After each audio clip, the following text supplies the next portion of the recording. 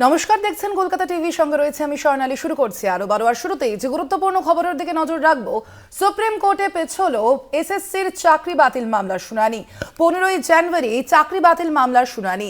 যোগ্য অযোগ্যদের তালিকা সিবিআইকে আজই পেশের নির্দেশ দেওয়া হয়েছে সুপ্রিম কোর্টের পক্ষ থেকে।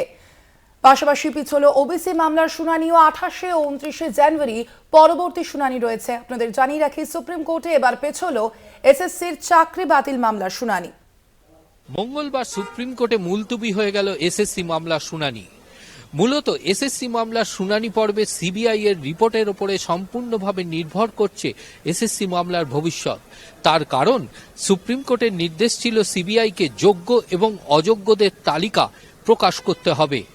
সুপ্রিম কোর্টের প্রধান বিচারপতি সঞ্জীব খান্নার বেঞ্চ পরিষ্কার জানিয়ে দিয়েছিলেন যে আদালতের কাছে যোগ্য এবং অযোগ্যদের তালিকা যদি সঠিকভাবে পেশ হয়, তাহলে সেক্ষেত্রে অযোগ্যদের চাকরি যাওয়ার নির্দেশ জারি করতে পারে সুপ্রিম কোর্ট।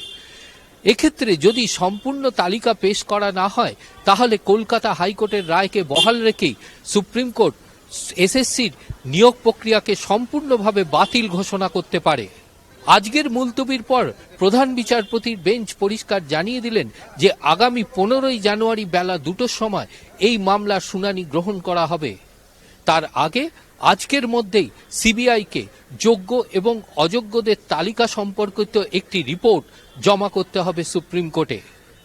অপরদিকে ওবিসির শংসাপত্র বাতিল সংক্রান্ত মামলার শুনানিও আজকের মতো মুলতুবি হয়ে গেল।